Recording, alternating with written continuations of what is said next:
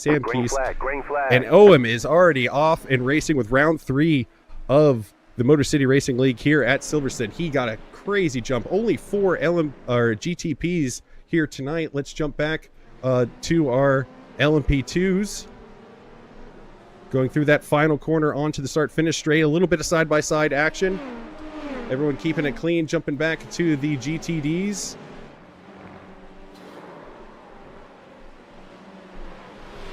Hearing a couple off tracks. Oh, yep. Early on lap 1. Oh, he just overcooked it. Self-spin. It happens. Definitely happens. Going up the inside here. Oh, goodness. See if he just overcooks it. Yeah. A lot of cars not having the tires up to temperature. Oh, gosh. What an avoidance maneuver there by these guys. Yep. Just stay still. Let them go. No one around them. Yeah. Yeah, just holding the brake a little bit too much. The self-spin. Oh, little bit of contact there from Nick Sizak. Just a tap, and then he is just in the way. Oh, probably should have waited for those guys to go by. Oh, my goodness. Just another self-spin here. Oh, as he takes a look up the inside. Donovan going to get the move done into second place in the GTD field. Fifth, trying to fight back for 4th in the GTD class. Goes up the inside. No contact. But John is going to be back on the fight. I think he's got the position for now. Yes, he does. Contact with traffic here. This is Matthew Elmore. Another self-spin. Oh, gosh, what avoidance there from that LMP2. Oh, I can't tell if that's his livery. Oh, just another self-spin. Goodness. Goes to the inside. Oh, gosh. Door closes. Another rear end just coming around. At least it's no damage there. For class at 6th and 7th. Oh, as we takes a look up the inside, but backs out. This is the final chicane, and he's going to be on the inside. I think he's going to get the position here. Oh, both of them go very wide. Very, very close. Oh, we got a spin. Yeah, we got a spin. Double spin. Oh, no. Oh, no. That is unfortunate there. Christopher going to get ahead of Bevan here. Oh, just a little bit of contact there. Oh, goodness. Oh, he gets turned. Corner here, heading down the front straight into turn 1. I think Steven's got the position. That is 3rd place in LMP2. Let's see if... Oh, great run. Ohm's going to take the lead on that outside run. With John up the inside, trying to defend. But now Ohm's going to be on the inside on the switchback here.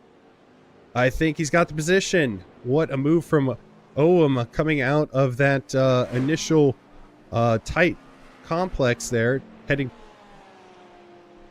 Oh, just not enough space. Ohm comes around the final corner to take his 3rd consecutive win in the Motor City Racing League. He's going to take another win as well.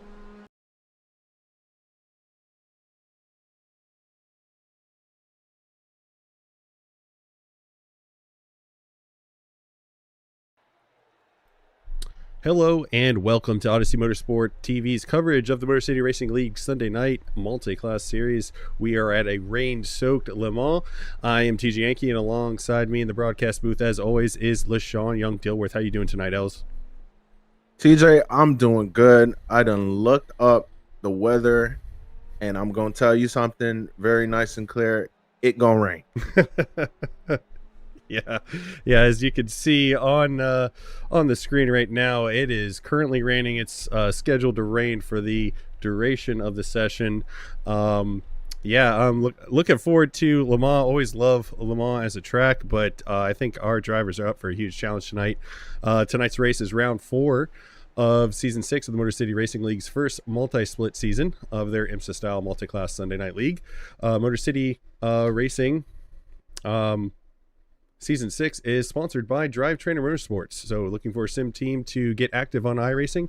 Check out Drive Trainer Motorsports Sim Racing Team. As a team, they do leagues together, including this one, special events, community sessions, and generally just have a great time. Join their Discord by scanning the QR code or clicking the link in the description below. If you're interested in going from the sim to the real thing, DTM has you covered. They have coaching available and drive multiple cars in the Champ Car Endurance Series and also in SCCA.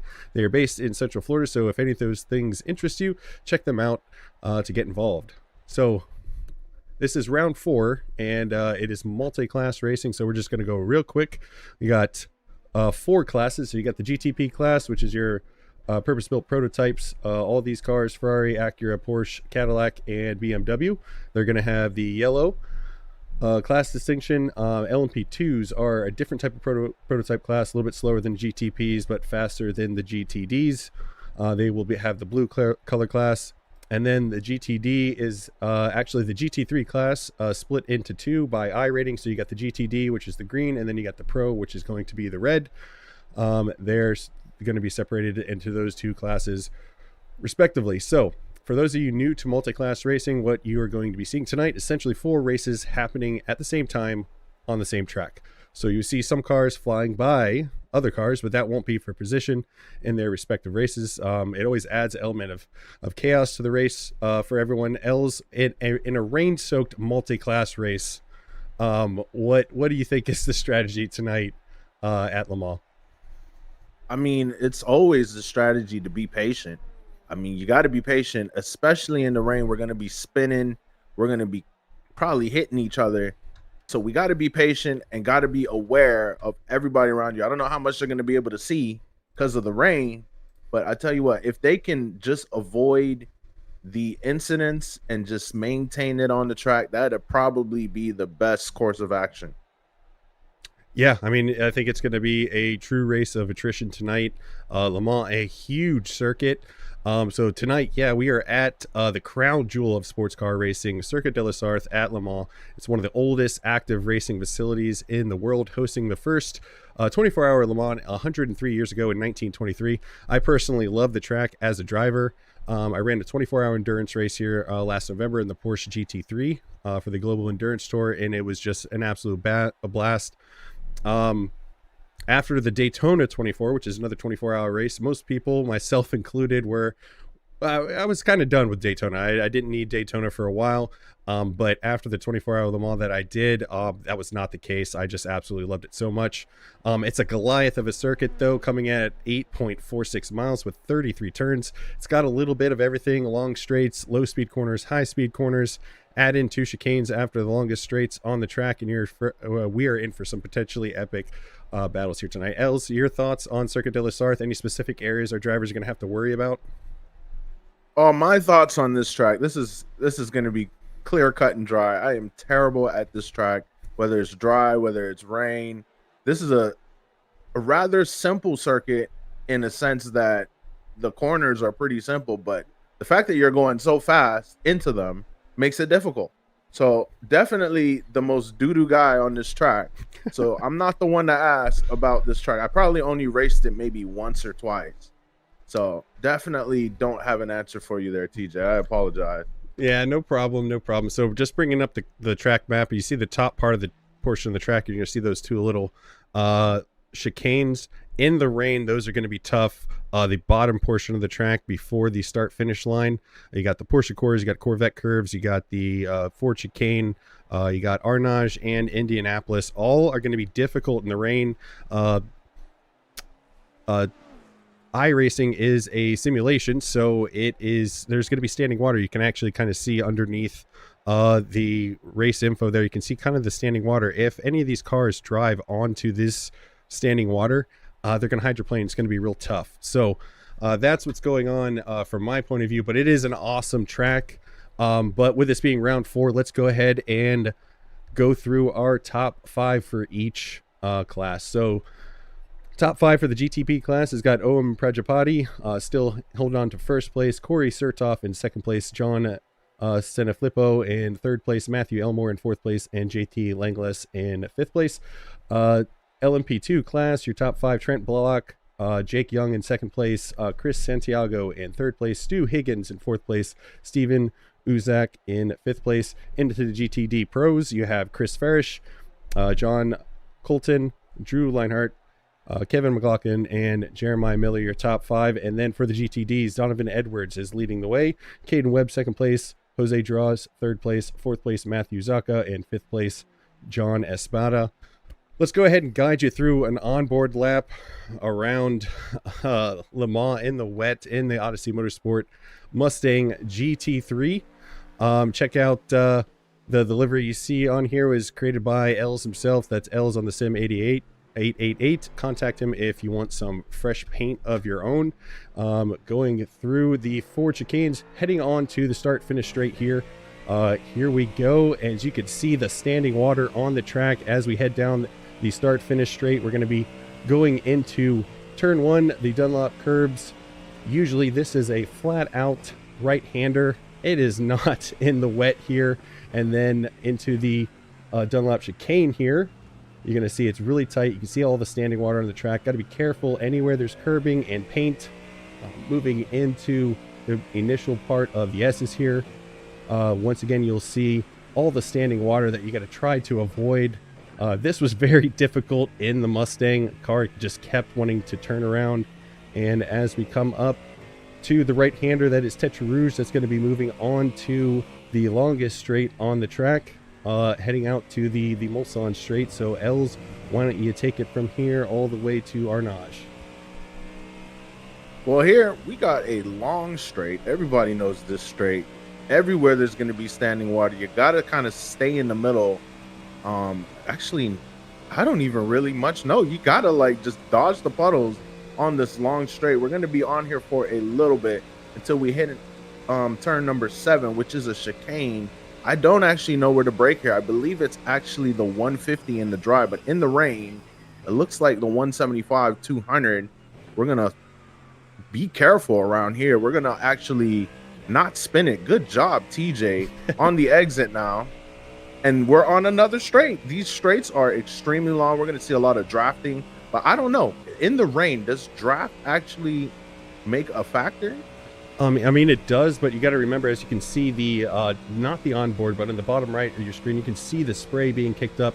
If you're close to somebody, you're not going to be able to see much. You're not going to be able to see your brake markers as you're heading into this last chicane on the Mulsanne. Yeah, this is a chicane. I don't even know what it's called. I think it's the 8th, turn number 8.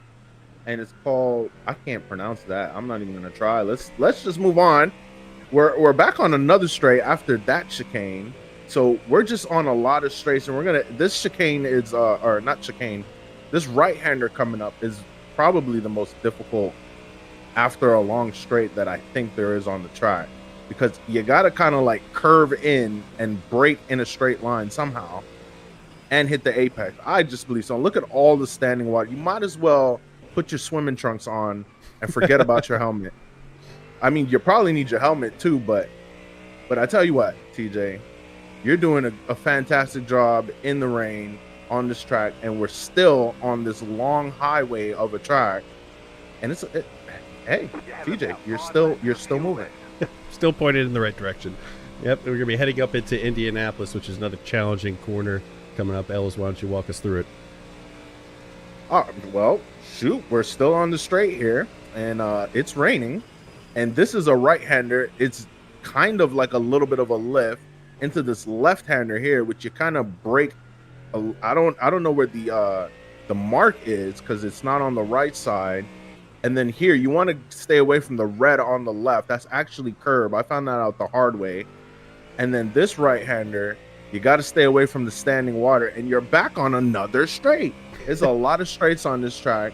You might as well put it on cruise control and play some tunes. You might as well. Yeah. So heading up to the Porsche curves now. This is very difficult in the rain. So you're going to be on the brakes early. Drop that down into third gear in the wet. Stay off the inside. You see that standing water in the inside. That's going to cause your car to spin around. This is usually a flat out curve in fifth gear in these GT3 cars. Not able to do that. You can actually see the throttle graph going up and down. Going to drop down to third again as we go through the end of the Porsche curves here. and then move on to the Corvette curbs, which are a little bit more high speed. As you can see, I'm sliding a little bit there. This is going to be a real challenge for all of our drivers tonight. And now we're heading up to the final double 4 chicane. You see I'm staying to the left to stay out of that standing water as much as I can. You got a left, you got a right, and then you got even tighter left and right heading on to the start-finish straight. I drop down into first gear here. Wait till you're pointed straight. Stay off the left. You see that standing water there? That will spin you around. And that is our guided lap of Le Mans. Just absolute, in the rain, it's just a constant battle here. But our onboard lap tonight is brought to you by Motor City Racing. So if you don't have iRacing or you're not interested in racing in multi-class IMSA style leagues like this one, Motor City Racing has you covered on multiple platforms and other free series on iRacing. They have alternate seasons of the IMSA classes on Wednesday nights for free. On iRacing, lobbies open at 8 p.m. Eastern. Also on Wednesday, late night, it's a late night series alternating between the MX-5s, the GR86s, and the GT4s. Lobbies open at 10 p.m. Eastern. They also host the GT3s on ACC Tuesday nights at 8 p.m. Eastern time, and they also host 3 different Formula One series on the official F1 game Tuesdays, Wednesdays, and Thursdays at 9 p.m. Eastern time. Check out their Discord link, which is their QR code for the Discord link is in the video that you're about to see pop up on your screen, and check out everything they have to offer there. So we are just about done with our qualifying. Yeah, we got about 30 seconds left in qualifying here. You can see the GTPs, the LMP2s, and the GTDs all have been setting times. Let me tell you, so this is the thing. So usually, if you have a circuit, especially in the rain, you have one mistake. You know, that's just one part of the lap that you have a mistake on. This is like 2 to 3 circuit lengths. So if you have one mistake, you might see lap times get down really low, but it's really hard to keep them low because there's just so many opportunities to make mistakes, especially with all the standing water out on track. We're going to jump to some of our drivers who are still finishing up qualifying as Bowie Suin pulls off Trent Blalock. Let's bring up the map here just so we can see where we're at on the track. All right, he is heading down the Mulsanne straight, coming out of Tetra Rouge. Yeah, so you could see all that spray when we had the live onboard or the guided onboard with the Mustang. The prototypes, they throw up a lot more spray because they have a lot more downforce. So you're going to see some crazy views. We'll jump to a couple onboards when guys are in traffic. It's going to be very hairy to try to hit your braking points and not run into somebody. So I think we're in for a heck of a race. These guys are going to be pushed absolutely to their limits tonight.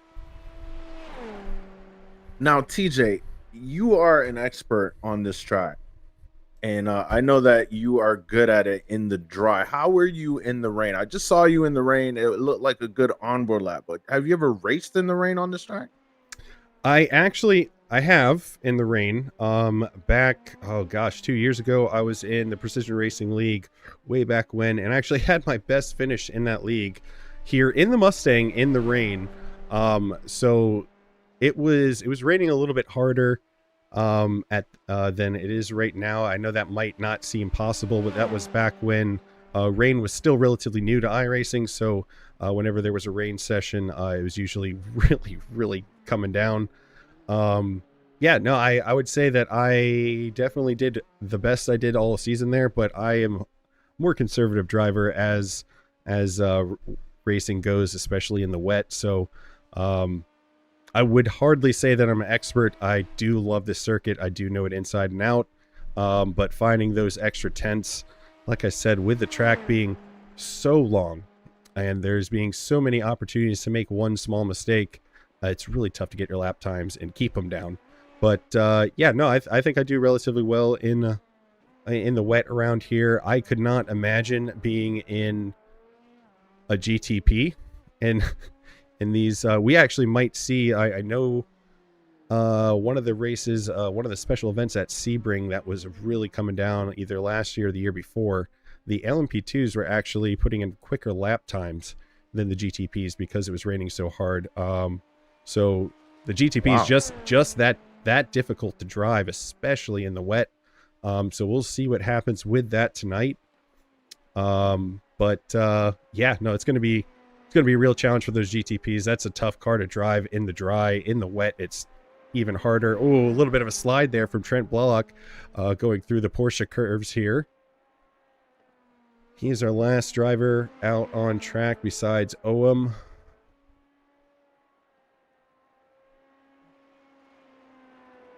And qualifying is all but over. We're just waiting for him to come across the line to post his final lap time, and then we should be able to see the results. But yeah, there's a lot of patience that you have to have in this circuit in the wet. Like you said, there are certain spots where you kind of memorize where the puddles are going to be, but for the most part, yeah, you do have to dodge them, that's for sure. All right. Definitely, TJ. That is Trent coming across the line. I think all the cars are off track.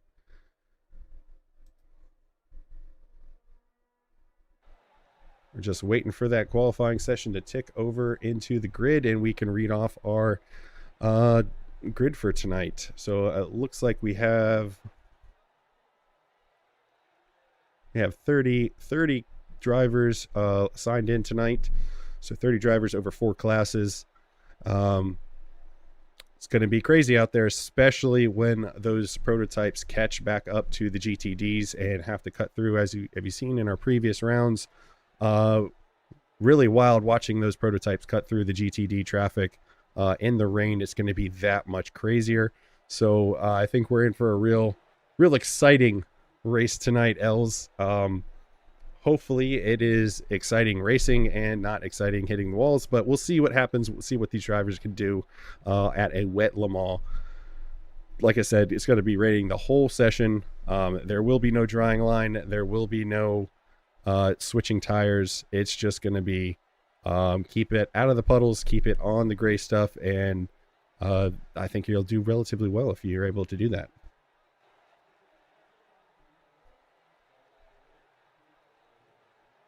Now, TJ, quick question for you. Sure.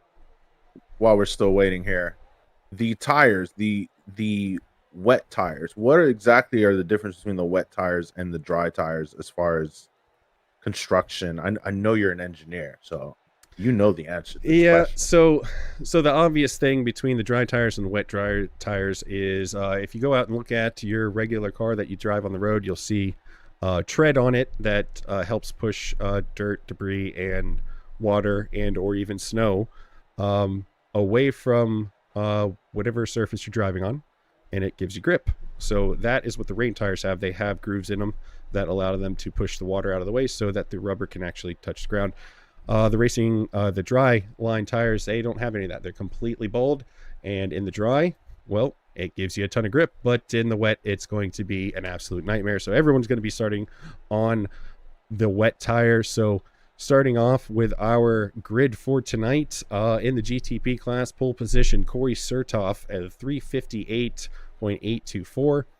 Matthew Elmore in second place, Bowie Sewin in third place from Drivetrainer Motorsports, Tyler Mantle for 3 Point Racing in fourth, Owen Prajapati, who has won the first 3 races so far this season, in fifth place for flat out Owen, and then Puddles the Duck is in sixth place for the Motor City Racing team. In first place for the LMP2s, we got Trent Bullock leading the pack there. Stu Higgins in second place. Jake Young, third place.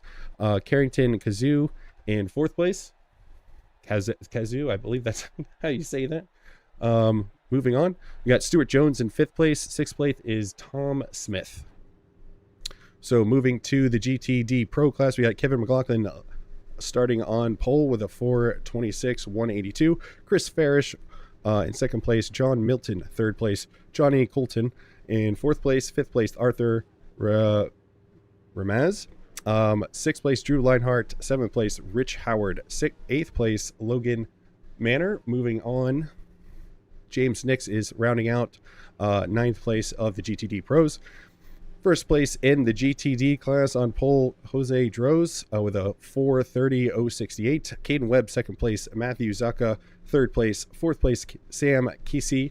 Fifth place, John Espada. Nicholas Sizak is sixth place. Austin Scott, seventh place. Eighth place, Max Buchsdorf. And ninth place, Ryan Hillier. And I think that is everyone. All right. So we'll bring up our track map as we are looking at the field here.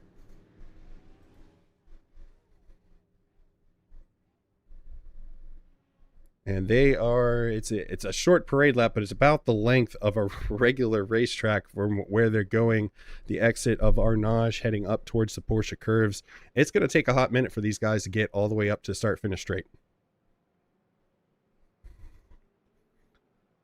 So Ellis, what do you think is this going to be the theme tonight? The theme. Yeah. What do you mean by theme, TJ? Is it going to be aggressive? Is it going to be conservative? Is it going to be lots of off tracks? Is it going to be, what do you think it's going to be? I think obviously we're going to keep it conservative. You know, the rain is going to be treacherous, as we already seen. I believe these guys are going to behave for the most part. There's not going to be a lot of crazy overtakes unless it starts to dry up, but you said it's not going to dry up. Nope. So I presume that these guys are just gonna try and survive. That's what I would do. I'm gonna have to agree with you. I think this is gonna be a race of attrition, as one, like if you tried to pass, even trying to pass a back marker, if you hit any of those puddles, your car is gonna flip sideways, and it is a violent the way the car just kind of rotates sideways when it hits some of those puddles. So I think it's going to be a race attrition. I think everyone should be conservative, but we're going to see what happens here as they're exiting out of the Corvette curves, heading up towards the pit entry and the final chicane, which is the Ford chicane that will lead on to the start-finish straight. We should see that Porsche dive in at some point here.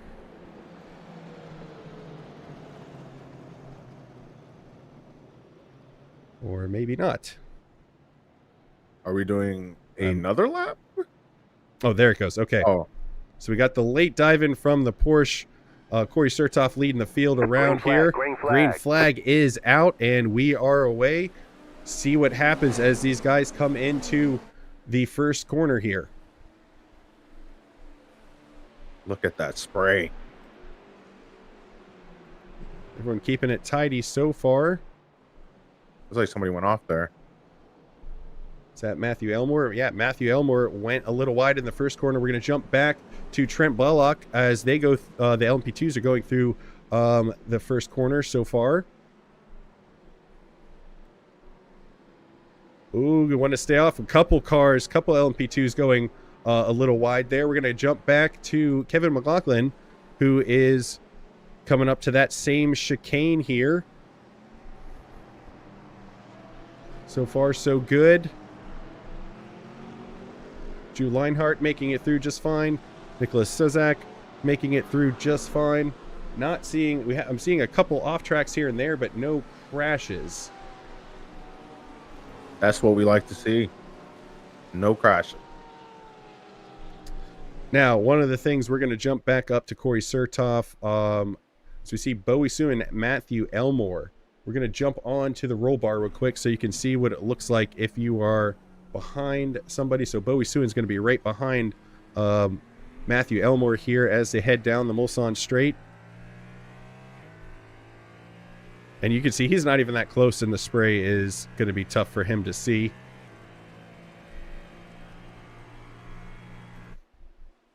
Look at all that spray. Looks like farther back we got some side-by-sides.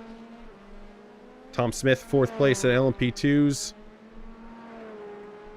Multiple people going off track. We're going to jump back to our GTD pros.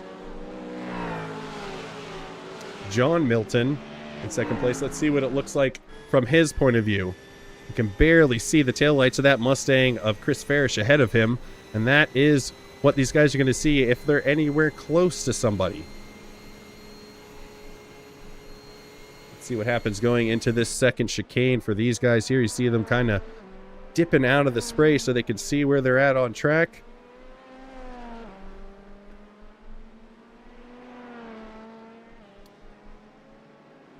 John really closing the gap up on Chris Farish here. Back on board with John Milton, because he's going to take a look on the outside as they head into Mulsanne Corner, which is at the end of the Mulsanne Straight here. He's going to take the lead.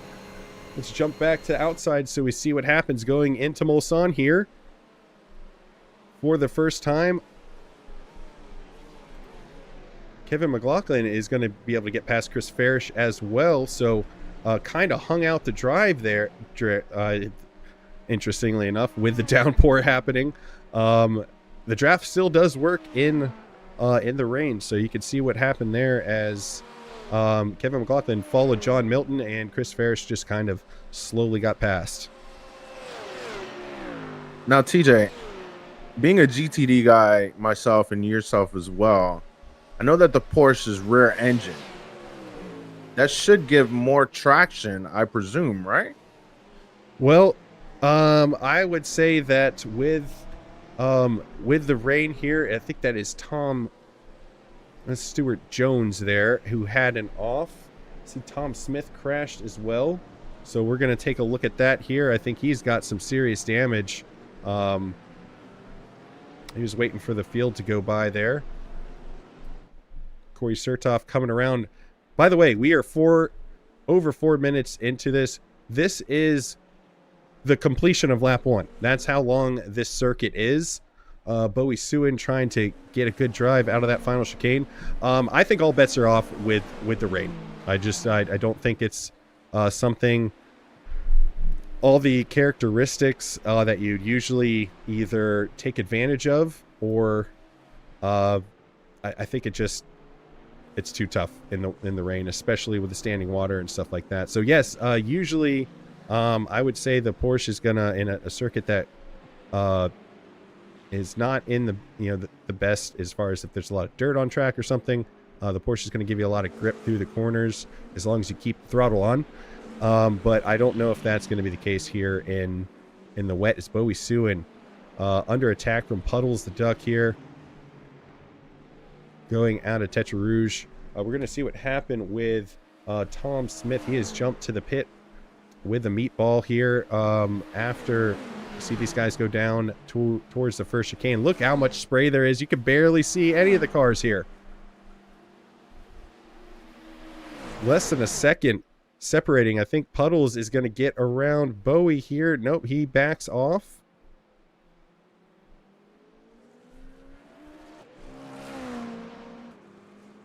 And he tucks behind him real quick. We're going to see what happened with Tom Smith real quick as these guys head down the Mulsanne Straight here. So this looks like it's going into, I think, the Porsche curves. Oh, no, that's Indianapolis. Oh, no, that's bad. No. That's not going to buff out. Yep. Not going to buff out is pretty accurate there, TJ. Yep. Puddles Duck going on the inside of Bowie Suin into that second chicane on the Mulsanne Straight here. He gets the position. Bowie Suin drops back to 5th. We're going to jump back to Chris Farish, who is our GTD Pro 3rd place, who is going for 2nd place with Kevin McLaughlin. These guys haven't really stopped fighting since we saw that initial lap pass. Coming out of this second chicane here, the draft going down towards Mulsanne Corner. These guys have still been absolutely fighting for it, but we're going to jump back to Jose Droz, who's leading, and right behind him, you got Rich Howard. Oh, no, that's not what I want to do. I want to go back to Matthew Zaka. There we go. This train of cars right here is what I was looking for. Nick Cizak looking on the outside of Matthew here as they head towards that second chicane on the Mulsanne Straight. And you can see on the track map how much of a gap the GTDs are being left behind compared to the prototypes.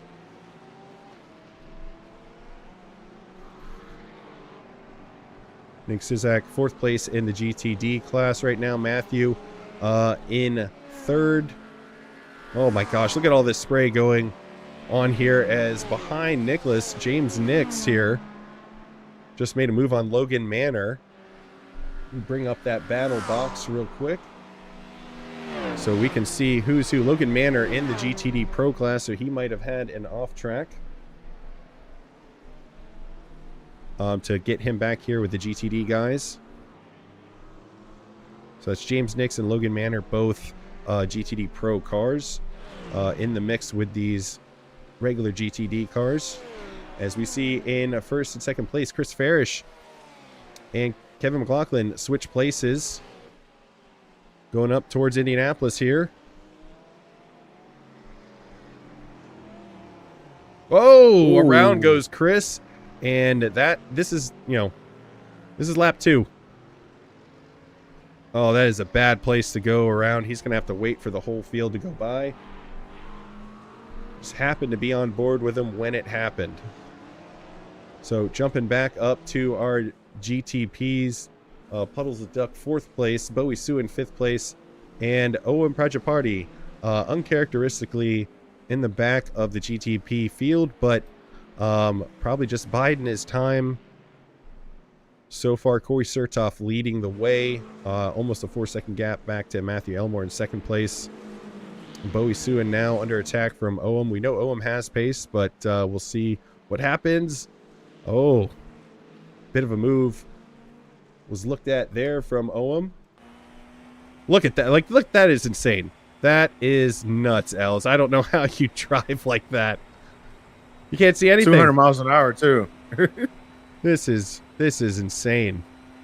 Hats off to these guys and the skill that they're showing. I mean, look how much spray on just outside the car as well.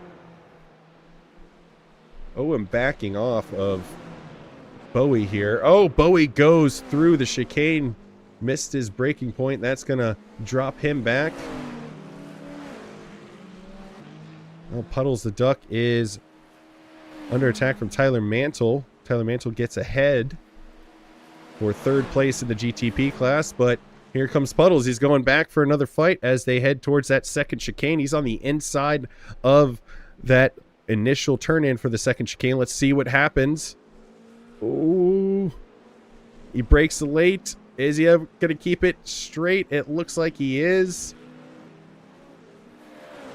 Great move from him, as you can see. Right behind him, Tyler Mantle. That car was wiggling back and forth, but he's not giving up just yet.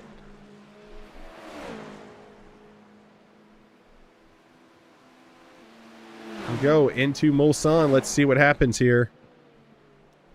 Takes kind of a peek inside, but backs out of it at the last second here. And then Owen goes around him.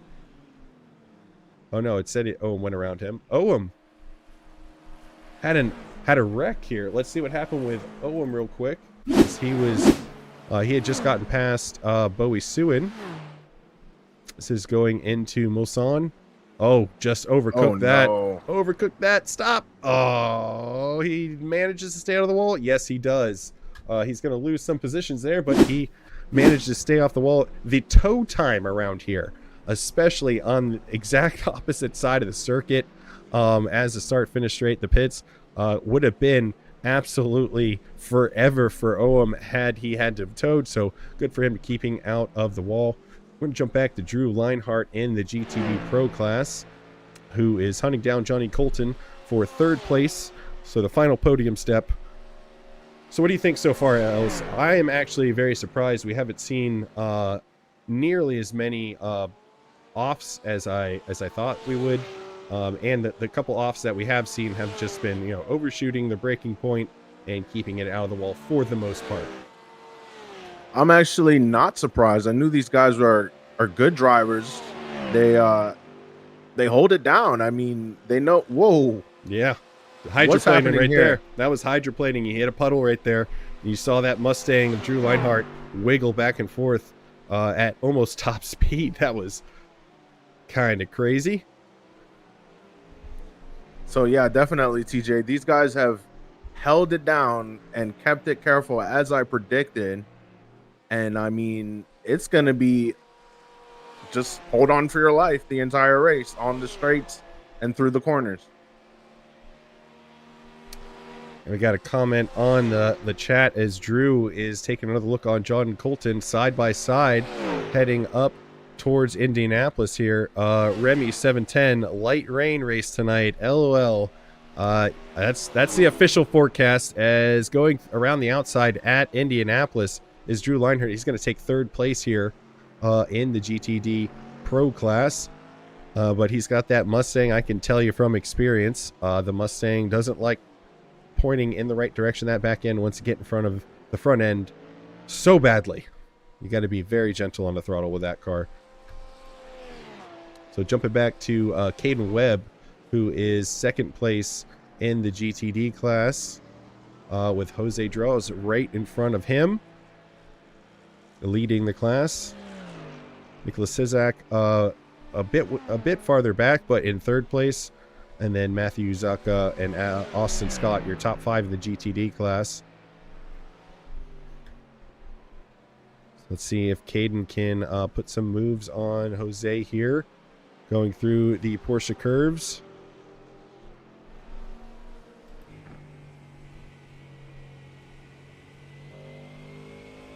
On board with Caden Webb here in the Mustang, trying to hunt down that Porsche of Jose Draws.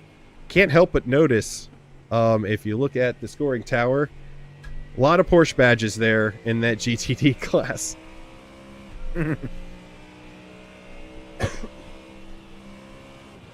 Oh, goodness.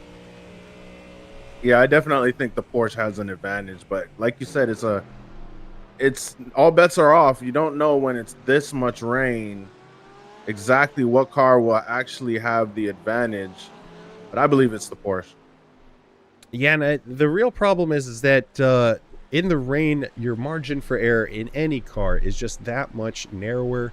It's just really, really tough to keep it pointed in the right direction. So, well, usually in the dry, you know, something like the Porsche, or in this case, I would say at this circuit, you know, the Mustang having that powerful engine going down the straights would be beneficial. It kind of evens out the playing field as far as that goes. And now it just comes down to driver preference. So I'm not much of a rain racer at all. Okay. Is there any type of difference between dry racing and wet racing when it comes to actually driving? We saw your onboard lap, but like what exactly were you doing? So yeah, I mean, besides the obvious that it's wet, and especially when you're actually racing with the spray and stuff being difficult, you need to brake earlier and gentler. You need to get on the throttle more gentle. You got to be more careful about your steering inputs. And then something, if we jump on board real quick with Sam Kesey, it's actually usually when you're racing at a circuit, the racing line is going to get rubbered in, and that's a good thing. So a rubbery surface on the racing line means that the rubber that's on your tires, as we see just ahead of him, Austin Scott goes wide. I think both of them are going to get yellow flag. Definitely Austin Scott got a slowdown. So Sam Kesey getting an opportunity to jump up into fourth here, as Austin Scott's going to have to give that time back. If you're actually offline in the wet, you're not on the racing line, you actually have more grip, because when the rubbered in racing line gets wet, it actually gets more slippery. So there are obviously some portions of the racing line that you have to attempt to cross over without losing it. But, oh, goodness. 2 different lines going into that first chicane there, but everyone keeps it going the straight way. Austin Scott still haven't served that penalty yet. And just there it goes. It just popped away. So he is back on it. Just real quick, Stu Higgins had an off. Oh, goodness. I just saw a bunch of things. Nicholas Sizak, Chris Farish. Let's see what happened with that, as saw multiple cars have an incident at one time here. This is going into that second chicane. Oh, they just got into each other. Oh, no. That's unfortunate. Yep. He just got a little squirrely on the brakes. I don't know if you saw that, TJ. Yep. And then Bowie Suin also having an off. I think this is up in the Dunlop curves here. No. Just overcooked it there, going through the Dunlop chicane. Now, TJ, the iRacing simulator actually simulates paint. Yes. Wet paint. And I believe that's what actually happened to Bowie Sue in there. And can you tell us a little bit about that? Yeah, so usually if this track was dry, you'd see the drivers using all of the track, attacking the curbs. Anywhere that's painted is, fair game as long as it's not part of an off track. And we see Jose draws on Johnny Colton. This is not for position. They're in two different classes, but Caden Webb right behind him. Yeah, in iRacing, when it's raining and you touch any of those painted surfaces, you might as well be on ice, and you lose all the grip, just like you would if you go and look at any sort of painted surface on asphalt. You're going to see it's a lot smoother, and that is a huge problem in the wet. So got to be careful for that. The Porsche curves, I know you want to stay away from the inside. As you see these guys not hugging those curbs, that is a risky move right there, going onto the curbs there towards the exit. As I just said, it's painted, it's very slippery, so got to be careful. Also, the Porsche curves, the inside where you would usually race, that's where the puddles are, so you got to stay away from there, otherwise you're probably going to slide off. But yeah, that's a good thing to point out. These drivers probably not attacking the curbs as you are used to seeing. Because of that, you see the BMW, I think of James Nix there, squirreling around as he was going over the curbs on the exit to the final corner onto the start-finish straight. So yeah, good pointing that out, that you got to be careful. Oh, getting a little wiggly. Getting very wiggly. There is Jose. Caden Webb still hot on his heels. As we have someone in the chat, I believe, for Jose. So shout out Jose. I think it's Zayas. That's how you pronounce it? I will take Stifler Syrup. Heck of a name. I'll take his word for it. Jose Zayas. So, ooh, Caden going a bit wide there on the exit of Tetra Rouge. Onto the Mulsanne straight there. Don't see the yellow flag come out, so next to his name, so he did not get the slowdown.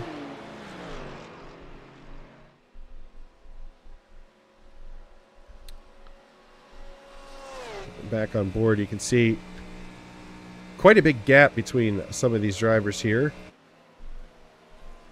But further back, Austin Scott is back attacking Sam Keese as they go through the S's. And they're going to lead on into Tetra Rouge right here, which is the right-hander. These two battling it out for 5th and 4th in the GTD class. Now they're on to that Mulsanne straight. Both Porsches, so no real advantage there. So you can see them avoid on that left side of the center line there. You avoid those puddles. See if he makes a move going into that first chicane here. Again, still difficult to see. Oh, got a little squiggly there in the puddles. You can see how, well, if you were used to driving this track, you see how late they go onto the throttle exiting that chicane. Usually, as soon as you get the car slowed down, you get it turned, you're able to get back on the throttle. Can't do that in the rain.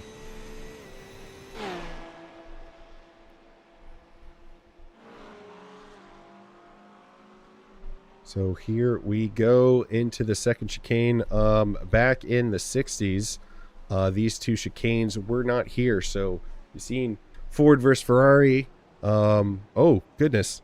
Is that Sam that went off? Yep, Sam did go off there. Let's see what happened as we were looking at Austin Scott.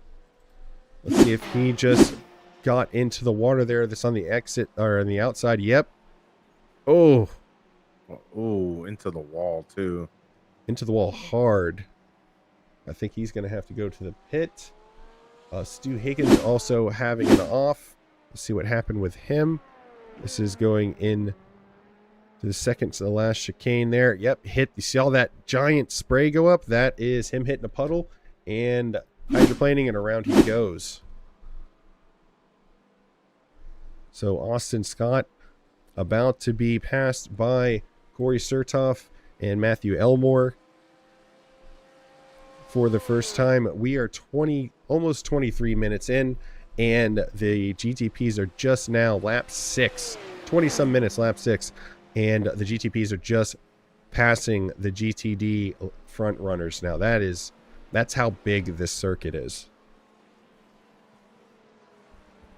Well, yeah, I was just saying, those two chicanes that are on the Mulsanne Straight, the top part of the map there that you see, in the 60s, they weren't there. It was literally just a straight from the end of Tetra Rouge all the way down to Mulsanne Corner, which is at the very end of that long straight. And that's where the cars were hitting, well over 200 miles an hour. And really crazy if you think about it, given how far safety has come, I would say, just in the last 20 years. Back in the 60s. Oh, those guys, I would say borderline crazy.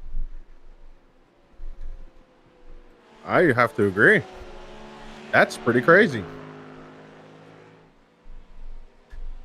Oh, Nick Zizek had another incident. Let's see what happened with that. It's Caden Webb, second place in the GTD with Jose. Oh, another off. That was Jose right there. Let's see what happened as we were on board with Caden, or we were following Caden as that happened. Did he hit a puddle going into turn 1 here?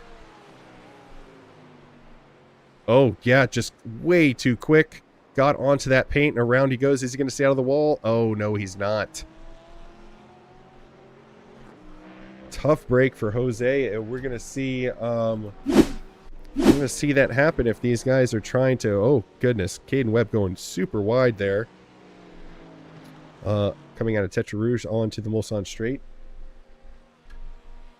So I think he found a line that worked for him through there. Yeah, because I have not seen... I've not seen a yellow penalty flag, so maybe he's cutting back early enough where it's not a problem. I think you're right, Els.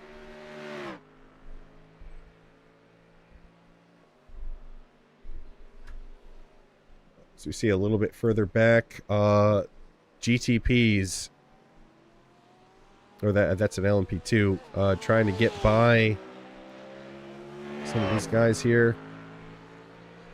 Stuart Jones, who is 5th place in the LMP2, navigating his way through the back marker traffic. I think he might have some damage. I think he's got some damage. He is struggling. We're going to jump up to Chris Farish, who's right in front. In the Mustang, going after James Nix here. This will be for 5th place in the GTD Pro class. Just over 25 minutes into this 1-hour session tonight. I will be interested to see some damage on the front end of that Mustang there. So Chris Farish having to make his way around the track with damage to the front end of that. Hopefully it's not affecting his steering at all. Might hurt him a little bit on the straights.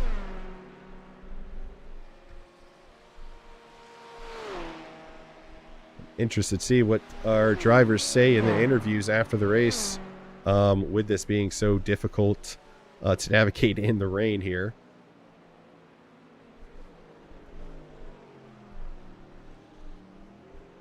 Now, TJ, I know the LMPs and the prototypes have downforce, and a lot of it, more than the GTDs and the GTD Pros. Now, my question for you now, since it's raining, they can't really utilize the downforce as much, meaning that their lap times should be much slower. Am I right? Well, I would say yes at some circuits, but this is one of the circuits where even in the rain, your prototypes are going to be pretty quick compared to the GTDs. They're just so much lighter. Yeah, they do have more downforce, but with them being so much lighter, they're going to get up to top speed quicker. So that's going to give them a huge time advantage on the straights. Now, in these slow chicanes, as you see, Trent Blalock leading the LMP2 class, getting a little squirrely there on the exit. in those chicanes, they're basically dead even as far as pace, but once they get to acceleration, that lightweight chassis that you see going by on screen, it's just going to go so much quicker than the GTDs. A lot less air to move out of the way compared to those production looking cars. But a good question though, because I do know about a year or so back, they updated the LMP2s to be more, I would say, close to how they are in real life, and that actually, at least on iRacing, made it so that they were very similar in speed as the GT3s in the lower speed corners. So not as much of a speed differential. Oh goodness, Max Buxdorf there, saving that one as you saw the hips wiggling going into the braking section of that corner there. I think that was Arnage. Managed that's to keep the red control stuff of it. I was talking about. Yep. Got to be careful. And he was able to do that. John Milton, who's first place in the GTD Pro class, getting a slowdown coming out of Techerouge, which is that outside. He already took care of that, so he is good to go. Now, this is one of the few tracks, Els, where I would say that usually if you're getting a slowdown, you're getting an off track at the same time. Not the case at Le Mans. There are so many places you can get a slowdown, but not an off track. So you might notice that even though it is raining, you'll see the off tracks that are on the far right of the scoring tower. Not really that high for how many times we've seen the yellow flag pop up. So just an interesting kind of situation here at Le Mans. You get penalized for cutting the course too much, but it's not actually a course cut, if you will. Oh, goodness. Corey Surtoff had an accident. He was leading the field here. The GTPs going through traffic. Oh, goodness. Oh, gosh. Good accident avoidance there. Oh, got into the wall there trying to turn around. Let's see. I'm trying to see what corner that is. I'm not sure if that's the Porsche curves or if that's heading onto the Mulsanne. I think...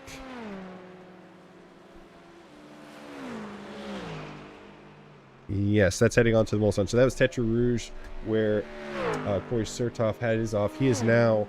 Let's go back to live. We'll see. He is back into second place. Matthew Elmore taking the lead in the GTPs. So we're seeing these GTPs and LMP2s starting to cut through the rest of that GTD traffic. We might see more and more situations where people brake a little harder than they need to, or where they would plan to, because they're trying to avoid an incident. So let's see what happens. Excuse me. And we're trying to give Caden Webb, Caden Webb, who's in front of him, a flash of the headlights just to let him know, hey, I'm here. So even though that says 2 on the side of Matthew Elmore, that's only because that number that's on the side of the cars only changes when they cross the start-finish line. So even though he's in first place, when they went past the start-finish line, he was in second. I see John Milton, Drew Leinhart had an incident. Those are some of our... And Trent Blalock. Oh my goodness. Let's start with Kevin McLaughlin. Let's see what happened here. Oh, gets into the paint. Oh, went around. Oh, that's a big hit. Oh, that is not good. So let's see what happened with John Milton and Drew Leinhart. So John Milton, same corner. As you see Kevin go by. He's just going to have off. He's going to stay out of the wall. He is. And then Trent Blalock. Let's see what happened with him. He was leading LP2s by a mile here. Oh, no. Into the wall he goes. And he loses his back wing. That's going to be terrible. That's Techerouge. He's got so much track to get back to the pit lane. Let's jump over to Trent Blalock here to see somehow that rear wing magically repaired itself there. Still can see some damage on the front end of that LMP2.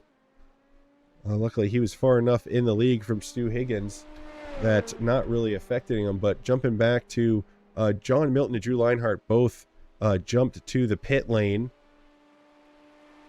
which means that depending on how long it takes for them to get there, Johnny Colton, he just had an off there, trying to get into the pits, as we are at 32, almost 33 minutes into this session. Not surprising to see these guys jumping in for fuel, Els. I mean, we got to get fuel. These guys are on this long track. We got to make sure that we have enough fuel for this race, because you don't want to be on one side of the track and have half a lap of fuel and hope to make it to the start finish. Like that won't work. That won't work. So we got to get fuel. Yeah, absolutely. Really, I would say, what's the word I'm thinking of? Shocking when you're used to driving any of these cars here, and getting a full fuel tank is going to give you 25 laps, 27 laps, or whatever, and then you come to Le Mans and you got a full fuel tank and it says 12 laps, and you're like, what is happening? But that's just how big this track is. So yeah, exactly as you said, putting an extra lap of fuel is going to be, I would say, critical.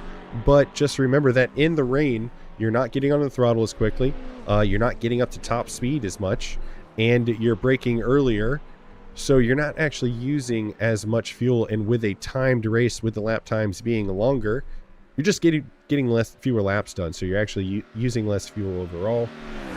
So that's why usually we see some of our drivers come in anywhere from the 28-minute mark up to the 30th minute mark for fuel. It was after 30 minutes that these guys were coming in, but that's just how long this track is. So not nearly as easy. As we see Matt taking a look at so Drew Leinhart and Rich Howard in front of him in the GTD Pro class at second and third. Oh, goodness. Drew under attack from Matt, and well, I'm sorry, Matt just kind of held up by him, not wanting to affect him too much. But Drew's going to stay in front of Rich Howard here for second and third place in the GTD Pro class.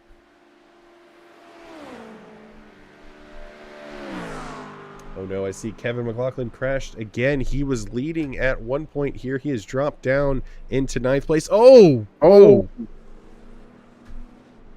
Squirrely under brakes again. I would say so. Did he touch the wall, though? I'm not sure. We're going to have to back that up, because it's not showing anything on the event log that it was an incident. So he might have just saved it there.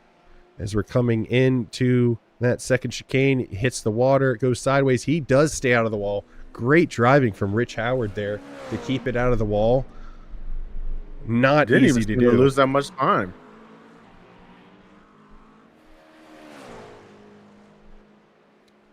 Heck of a drive from him, keeping it out of the wall there. I'm telling you, not very easy to do. He manages to do that. I'm going to jump up to Bowie Suin real quick, as he is battling Tyler Mantle for fourth place in the GTP class.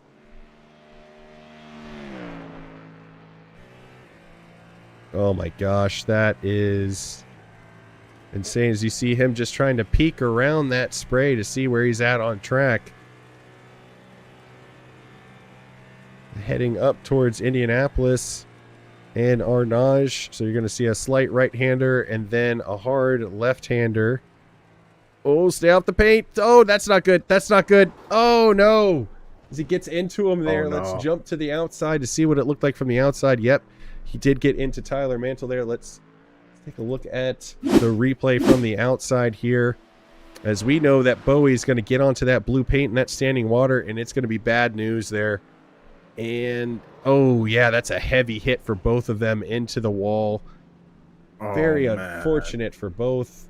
But just how quickly you can lose it in these GTP cars in the rain here at Le Mans. So Bowie Suin has jumped to the pit lane. You can see all the damage to that GTP. We're going to jump back up to Stu Higgins, who is in second place in the LMP2 class. Trent Blalock still in the pit after that incident that he had, leaving Jake Young to take the lead in the LMP2 class with about 22 minutes remaining in the session.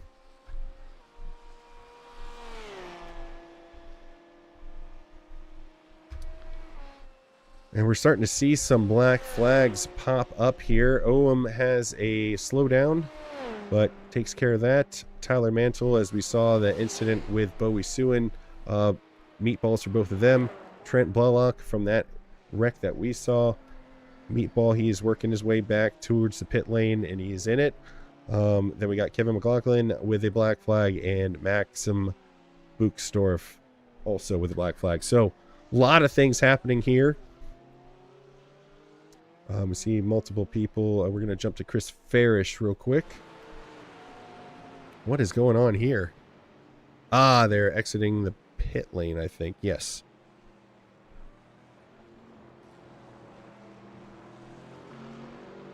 Chris Farish, fourth place, fighting for the final step of the podium with James Nix right ahead of him, under a second ahead of him. Porsche versus BMW for the final step of the podium in the GTD Pro class.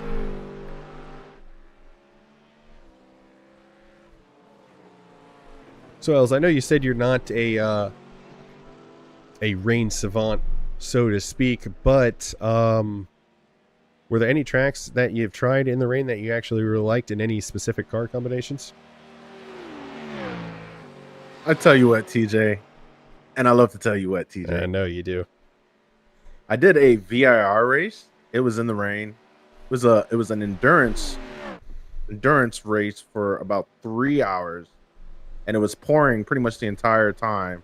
I think there was a dry line for the first part of the race, but it was raining prior to the race. Gotcha. So the reason why I bring that up is I learned a lot from the race as far as how the simulation, the iRacing simulation simulates the rain and weather, as far as the dry line, the wet line, where the puddles are, how the curbs act, the wet paint, all of these factors. It's just a whole different experience in general. And I would say that was my favorite experience as far as the rain. But ever since then, I haven't really been back because it's just like it's a chore. It is, I would say, it is definitely an acquired taste and acquired skill that takes time to develop for sure. And then, as you see right there on the bottom left of the track there, you'll see certain parts of this Mulsanne straight have puddles. You kind of have to remember where the puddles are for every track. So it's just a whole lot more information that you got to remember as we see that BMW James Nix wiggling its hips under braking going into Mulsanne. Well, I tell you what, TJ, these guys are lucky. Hang on. Sorry. James Nix just had an off. We were just behind him. Yeah. Oh, really hard going off there. As we were on board with Chris Farish, he gets up into the podium positions with James Nix going off. He is towed back to the pits. So GTD Pro, John Milton, Drew Leinhardt, and Christopher Farish, your top three. I'm sorry, Els, what were you saying? No. Oh, he's getting squirrely. He's good. No, I was going to actually say that I think the guys are lucky that there's not an actual pit strategy call that can make or break their race when it comes to the weather and the tire strategy as well. So it's just a straight run in the race and be conservative and stay on the track. You should perform well. So in my experience, the strategy of the weather changing from wet to dry is another thing, because the tires can overheat. The dry line can be there, but you can't pass because you're on wets or you're on slicks and you're going in the wet off the dry line. If you know what I mean, TJ. I do. Just real quick, our GTP leader, Matthew Elmore, has had an off. So let's see what happened here. Going through, just hits that puddle, and oh goodness, the entire rear end of the bodywork on that car is gone. He jumps to the pits, which means that right now, Corey Sertoff and Om Prajapati, the only GTPs still currently running right now. Bowie Suin had that accident. He's going to have repairs. He's still in the pit lane, but Matthew Elmore being listed as out. Tyler Mantle out. Puddles the Duck out in the GTP class. Potential. So if Bowie Suin gets back out on track and can put a couple laps in, he will come. He'll be able to pass Matt Elmore and come into third here. So see if he gets those repairs done and gets back out on track. Let's see, Oum seemed to have just he's taking it easy today. Not really pushing the car, but keeping it out of the barriers so far, with just over 15 minutes remaining in this session. By the way, almost 44 minutes into the session, we're only on lap 11. That is wild.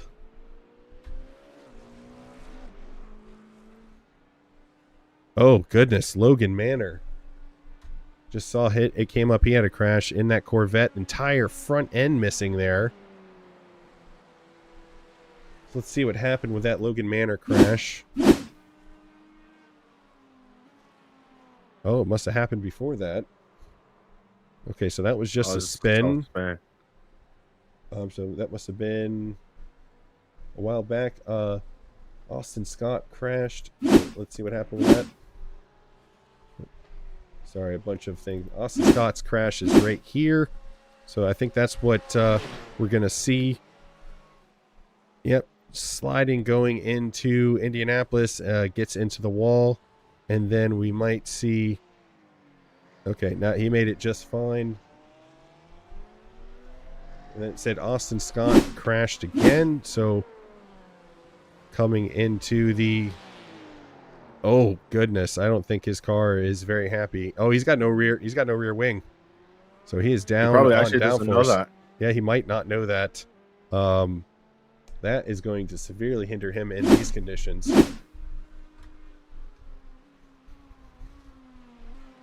So many things happening in these closing minutes of the race here. Jumping back to Stu Higgins. By the way, Stu Higgins, first place in the LMP2s. He is currently third place overall. So he has, with the GTPs coming off, having their incidents and being out of the race, he is getting closer and closer to the top overall spot. So something that happens when you have incidents like that in multi-class.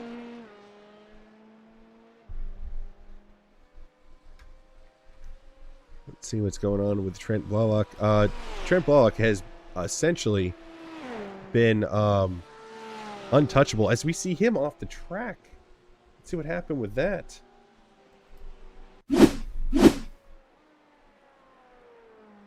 Oh. Did he stay out of the wall, though? I think he did. All right, so good for him staying out of the wall.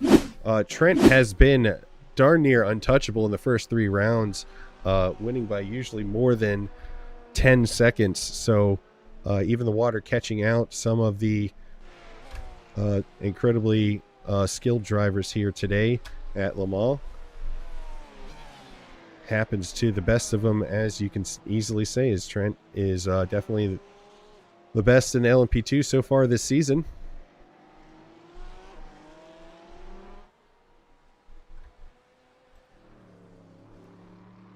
Oh, look at that Motor City paint on the Ryan Hillier Mustang.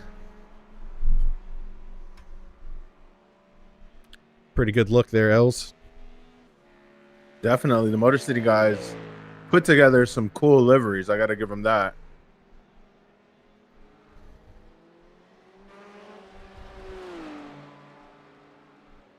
Tom Smith, 6th place in the LMP2.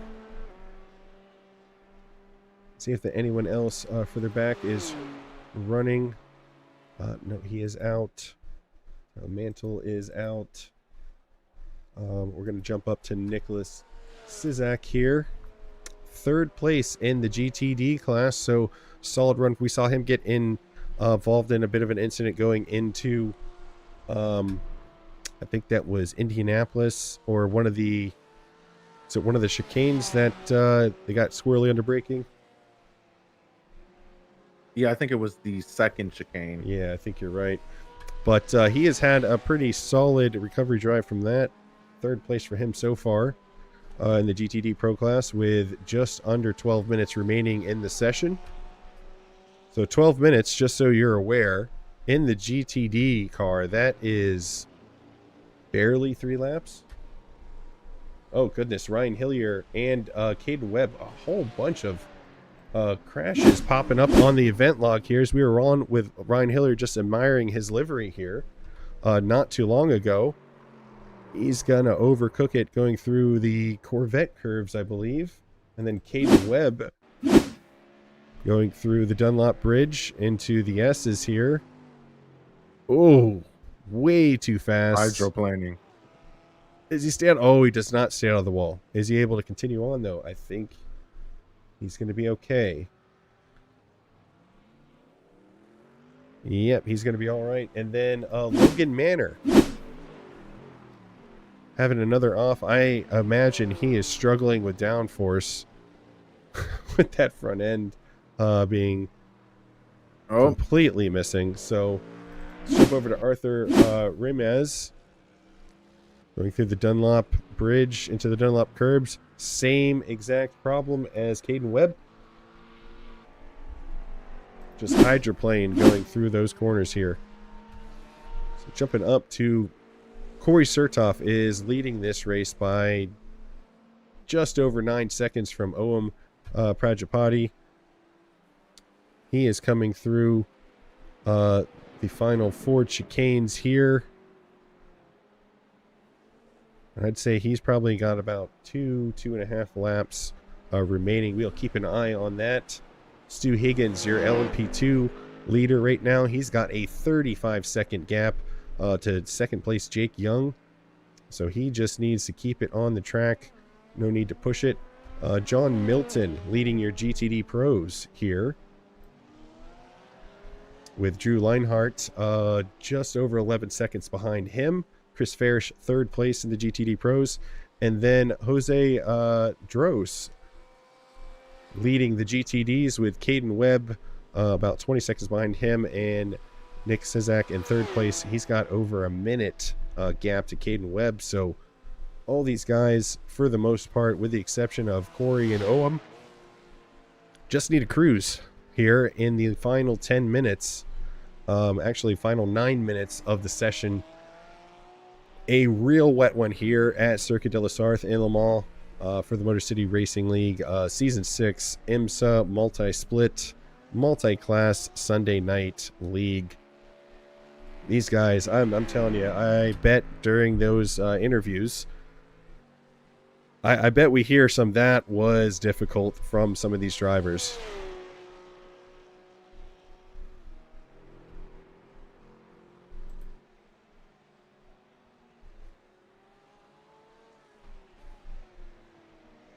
Matthew Zaka going into the pit lane here.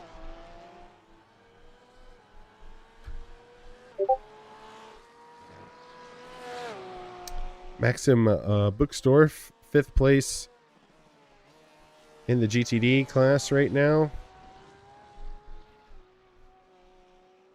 Going through Tetra Rouge onto that Mulsanne straight. Now that Tetra Rouge there, it's that right-hander that goes on to the Mulsanne straight. It is, I wouldn't say tough, but it is threading a needle to get that right in the dry. Oh no, John Milton. John Milton just lost 1st place in the GTD Pro class. I was going to say that Tetra Rouge is tough to get right without having an off track to get the full drive onto the Mulsanne straight to get a great lap time in the dry. In my brief experience, you see damage to the front of John Milton's car there. I don't see any... Let me see if I see anything where it said that he went off or had an accident, but I don't see it. But I could only imagine lap after lap. It was tough to do the onboard lap to get that. I imagine it's a real tightrope walk to get good drive out of that Tetra Rouge onto the Mulsanne straight without just losing it with all the standing water.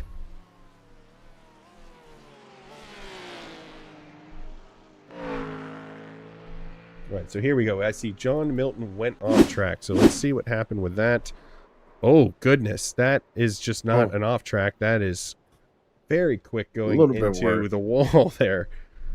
So that was for the lead, and he is now in second place, but he's able to continue going forward here. So he's only just over 6 seconds behind Drew Leinhart, who's leading the GTD Pro class. Not sure if there's enough time for him to mount an attack unless Drew has an incident of his own.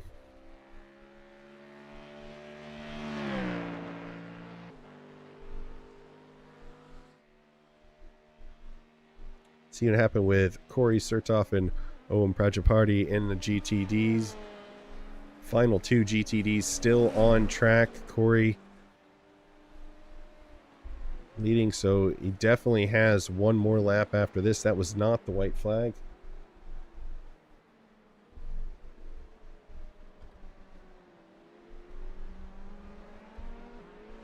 So Max Buxdorf had an incident. Let's see what happened with that. And self spin. We'll see here. So that's Trent Blalock in. Oh, yep, just got onto the curbing, but stayed out of the wall. Is able to continue with no damage. So good move for him.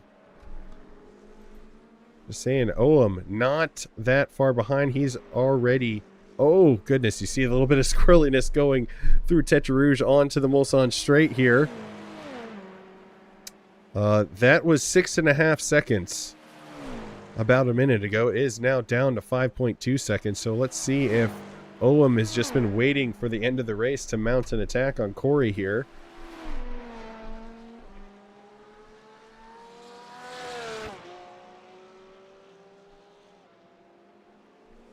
As it is, they are easily the closest drivers on track for position. Now under 4 seconds. Reeling him in for real. Yeah, and he just has so much track to do it too. So, like I said, they did not take the white flag last time around. So there's going to be another lap after this. Under 5 seconds, almost down to 4.5. So Ohm just biding his time till the end of the session, down to 4.3. Are we going to have some last second drama here at a rain-soaked Le Mans, as Ohm has just kept it on the track, and now he is pushing.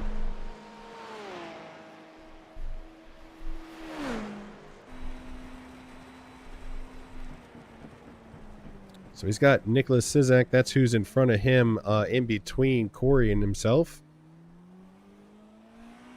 But I think he's going to be able to take him on this straight here. The speed differential between the GTD and the GTP significant.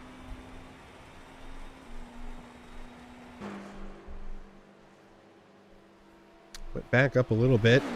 We're going to keep an eye on that gap, but we're going to jump to Logan Manor here, as I mean, he's within a second of Johnny Colton, but I think that might have been Johnny Colton actually passing him, with Logan having all that damage. So, yep, now we're under 4 seconds from Ohm to Corey. It just jumped back up, but we are down to 4 seconds. I think we're going to have some late drama here. I think Ohm has planned this out from the beginning. Yeah. Would sure seem that way. So going into the Porsche curbs, that will be Corey Sertoff.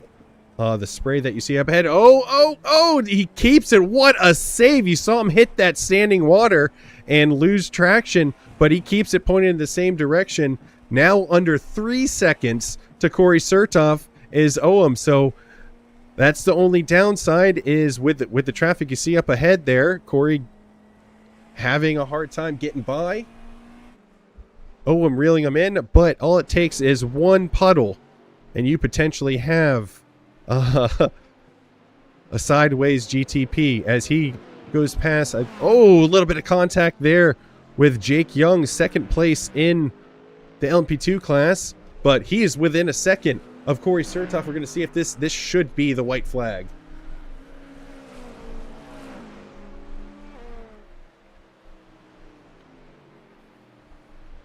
You know, I did not see the white flag come up on... I didn't see the white flag being waved, and I did not see the white flag come up on the event log, but it should have. 5 minutes or 2 minutes, 2.5 minutes left. That is not enough time to do a full lap for these GTP cars. So we're gonna see what happens here. As Ohm is now within a second of Corey Sertoff for the overall lead. The last two GTPs left on track, going through Tetra Rouge. He's going to be really close to Corey Sertoff. And now we got to deal with that spray and traffic. Oh, it was Johnny Colton that Ohm just passed. Let's see what happens going into that first chicane, Els. We'll see, TJ. It's getting hot. It's now down to a half second. It just shot back up, but it got down to a half second at its closest going into that first chicane. And here it goes. It goes back down. He's going to have the draft heading on to the second chicane here. I mean, what can you even see? Oh, not much. Here we go into the second chicane here. I mean, he's bid his time the entire race, but we don't know if Corey's been pushing or just been cruising or not. I'm getting a little swirly there. See him going through the puddles. Manages to keep it pointed in the right direction here.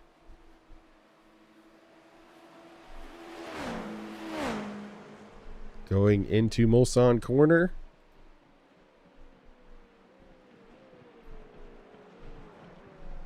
Oh, no! Definitely goes too wide there, and I think that might be the end of that fight. Did Corey go off as well? No, he did not. So, that fight is now over as Ohm went off there. We see Caden Webb crashed. Caden was up there in second place. Let's see what happened with that. Second place in the GTD class. Is it a self-spin? Yep, that is Indianapolis. Just gets a little too wide. Around he goes. Oh, man, that is unfortunate. Traffic jam. Absolutely. Ohm now back 12, 13 seconds from Corey Sertoff. I think that's going to be game, set, and match as far as that goes, unless Corey has an incident like Ohm just did. Stu Higgins, second place in LMP2s. 42 seconds back to Jake Young in second place, so he has driven a very clean race. Hope he is able to continue that as he still has quite a bit to go before I think this should be the white flag here.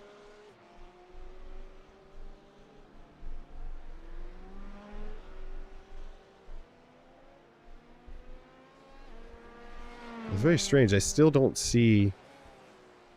I don't see the guy waving the white flag.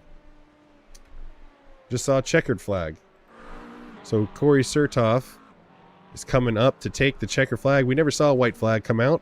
So that is Corey Surtoff's going to hold off a late charging Oam Prajapati for the GTP and overall win. Oam second place as he comes through the Ford chicanes for the final time onto the start finish straight. Excellent save when we were on board with him that one time, but just a little bit too much speed going into Mulsanne. Ended that fight. Jumping back to Stu Higgins. He is all the way back going on Tetraroos. He is your first place in the GT LMP2, excuse me, class.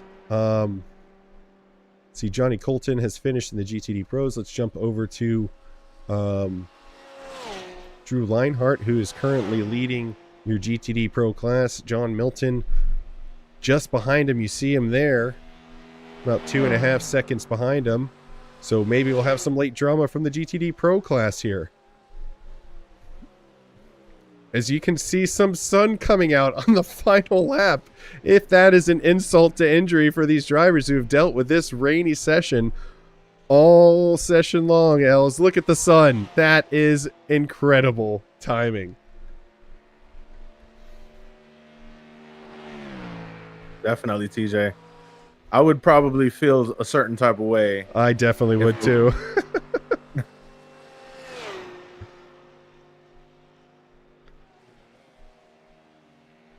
All right, so coming into Indianapolis for the final time is Drew Leinhart and John Milton. Still within 3 seconds of one another. Everyone else more than 20, 30 seconds between each other. So we're going to stay on board with these two until they get past the start-finish line here.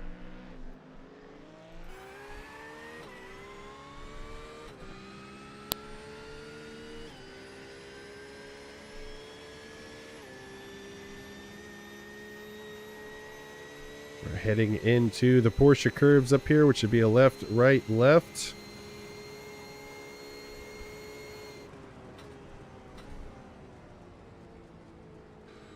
Still within 3 seconds. But I think he's running out of track. I think he's okay with second place in the GTD Pro class, especially with the damage that he has on the front end of this Porsche here. Going through the Corvette curves now. And then all that's left is the short run up to the Ford chicanes and then across the line to finish out an hour-long 16-lap. Hour-long, only 16 laps for these GTD drivers. That's just how insanely long this circuit is. Heck of a drive from these individuals that were able to tame this track in the wet. Drew Leinhart's going to take home first place in the GTD Pro class. John Milton second place. Chris Farish holding on to third place for now. So he goes through the Ford chicanes for the final time. And we're going to jump over to Jose. It's behind him. Jose leading the GTD class. Stifler Syrup's been cheering him on in the chat all race long. And your cheers are not in vain, sir. He is going to take the checker flag for the win in the GTD class in a soggy Circuit de la Sarthe here. So congratulations to him. We got Caden Webb behind him, who's going to take second place as long as he's able to make it across the line here. And then Nicholas Cezak was able to take third, but he was passed by Oam before the start-finish line. So his race is already done, but third place for Nicholas Cezak.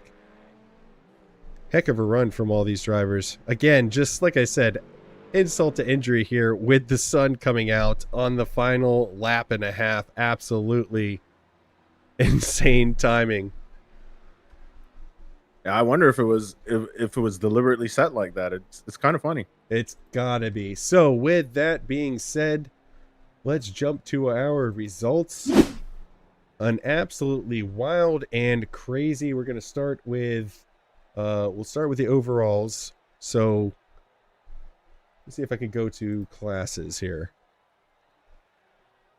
Now they're all mixed up with so many things. We're going to start with our GTD Pro though, because they are a separate class. So GTD Pro results: Drew Leinhardt is going to take the win. John Milton second place. Chris Farish third place. Rich Howard fourth place. John Colton is fifth place. Logan Manor sixth place. Seventh place James Nix. Eighth place Arthur Remez, and ninth place Kevin McLaughlin. And then in our GTD class, we're going to have Jose Draws taking his win at Le Mans. Caden Webb, second place Nicholas Sizak. Third place Austin Scott. Fourth place Maxim Buxdorf is fifth place. Matthew Zaka, sixth place Ryan Hillier. Seventh place, eighth place Sam Kesey. Ninth place John Espada. I think that is all. We're going to jump back actually to the race results because it'll just be easier to read it from, because with the number of drivers that are out in these top two classes, it's just easier. Corey Sertoff's going to take your win with a late charging Om Prajapati in the GTP class, coming in second. Bowie Suin did manage to get back out on track and get a few laps in to pass Matthew Elmore for third place. Matthew Elmore ending up in fourth place. Tyler Mantle in fifth place. Puddles the Duck sixth place in the GTP class. In the LMP2, we got Stu Higgins taking the win. Jake Young second place. Carrington Kazoo third place. Stuart Jones fourth place. Fifth place Trent Bullock, and sixth place is Tom Smith. So we are going to bring in our GTP winner, Corey Sertoff, and we'll give him an interview. Here we go. Corey, congratulations on your win. A late charge there from Oam. You were able to keep it on the track and hold him off for the win. How do you feel out there tonight? Oh, man, that was a really tough one. I should have taken tires. That's definitely what I should have done, because I was trying to hold on to them at the end there. Yeah, well, I mean, you held on just fine. Oam had overcooked the brakes there going into Mulsanne, and you just drove off into the distance, but incredible drive from you. I know that it was tough out there for everyone. But what was the toughest corner? We know that different places on the track had standing water and challenging, I would say, lines, but where was the toughest place for you on track with the rain tonight? Probably definitely the same corner that had the issue in. If going in too wide with the traffic, you take the wrong wide or long line, you're just going straight on. And I wound up doing that earlier on in the race too, just completely on my own. So when I saw Ohm coming up behind me, I'm like, oh man, I really hope I don't do this again. Well, a huge congratulations to you. Le Mans, a tough circuit to begin with. Then it being raining the entire time, a huge win for you. The first race so far this season, this being round 4, that wasn't an OM victory. So congratulations for your first win this season, Corey. Any shout outs that you have tonight? I just want to shout out my team, Mach 1 Motorsports. They're also in the other classes too. Jose is one of them that you will be speaking to later on in a little bit. But yeah. All right. Well, thank you so much. Congratulations again on surviving Le Mans in the wet. Thank you for joining us tonight. Thank you, guys. All right. That was your overall winner, Corey Sertoff. Get the overall here real quick. Not sure if that is Stu Higgins or not, but we're going to bring in Drew Leinhardt, who was our GTD Pro winner. And Els, why don't you take it away? Hello, Drew. How are we doing? You survived the race. Congratulations on your win. Thank you. And how challenging was it out there on the track? It felt like a nightmare, to be honest. I mean, having the Mustang, it's like being a hockey puck and just trying to learn how to break through the rain. Yeah, it's pretty crazy.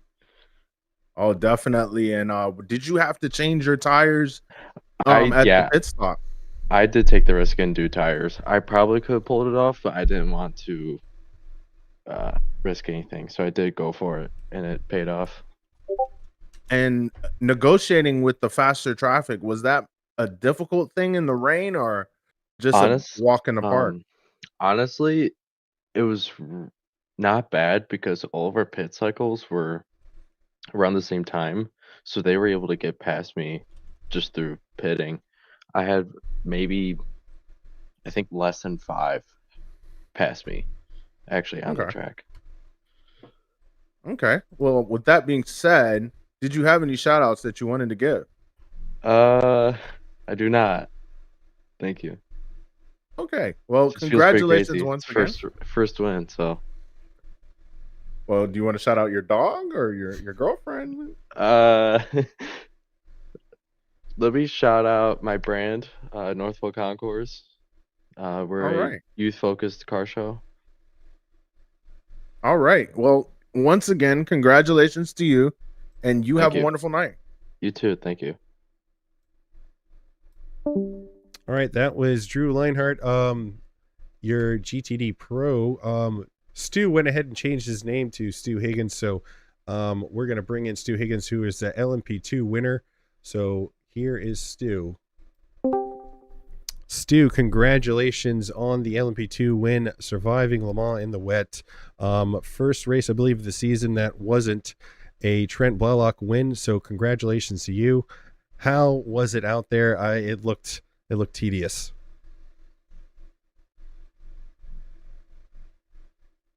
Stu, can you hear us?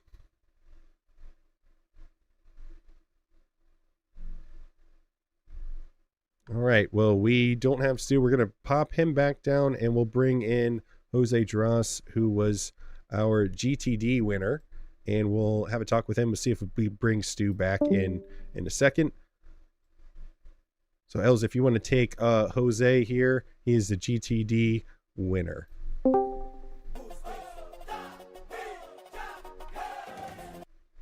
Oh, what an entry. How are you doing, Jose?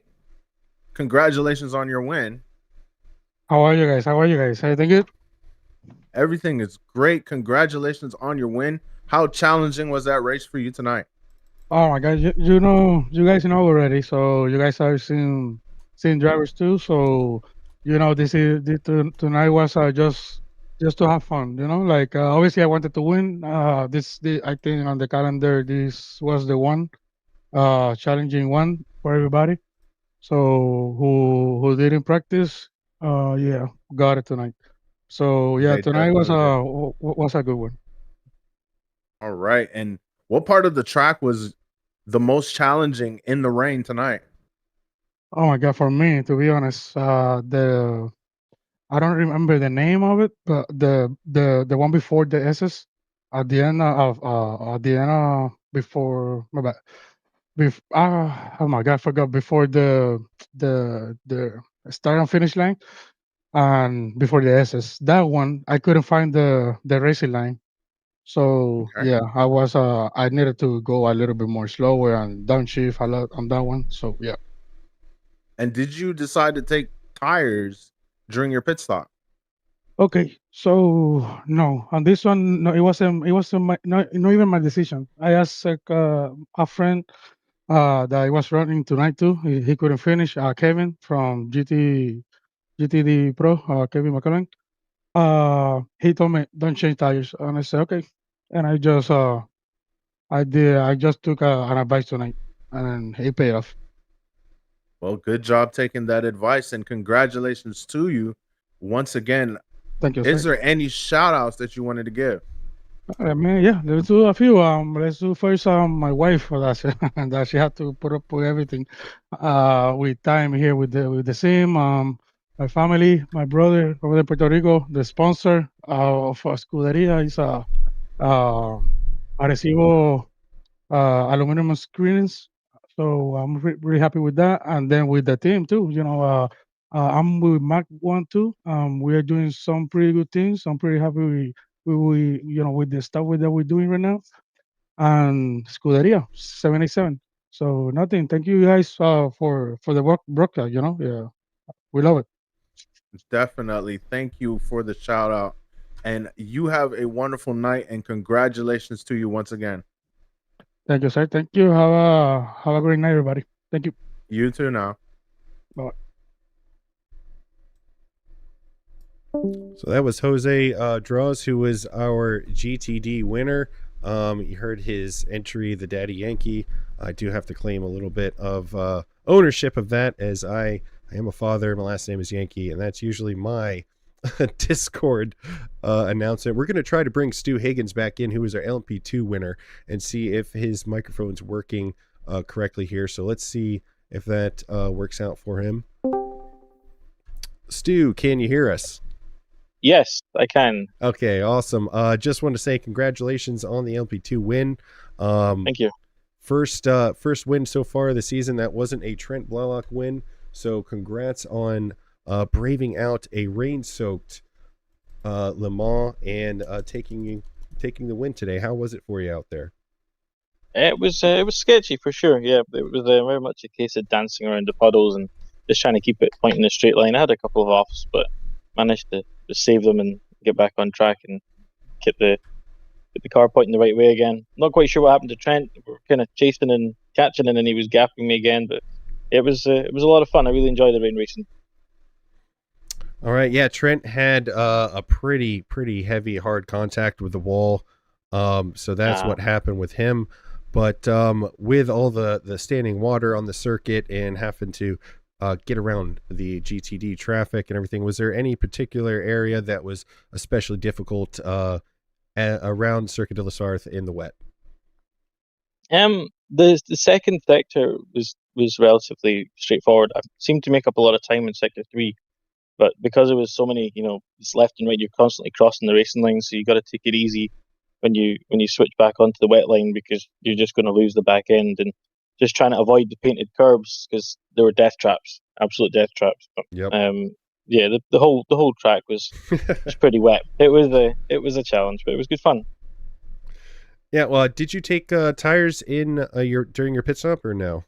I did. I was debating about it in the run up, and then when I started to catch Trent on my in lap, and I thought, you know what, I'm just going to do it because this could be a chance at a P1, and I didn't want to throw it away because I don't have any grip left at the end of the second stint, so I just took it anyway, just to be on the safe side.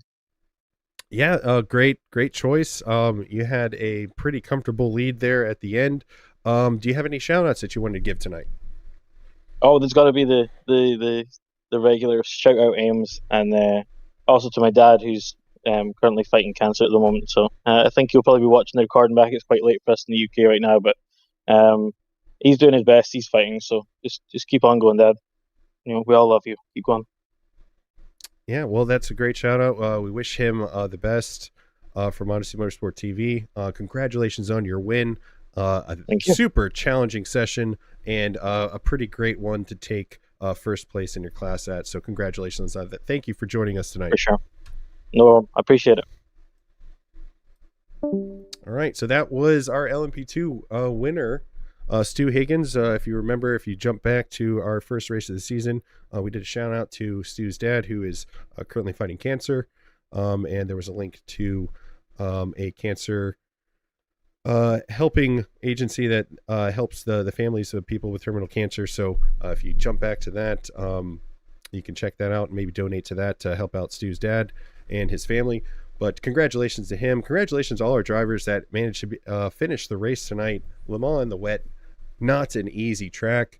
Els, any final thoughts tonight? I mean, I think we covered pretty much everything that you could cover, and I think our drivers kind of said it all too. What do you think?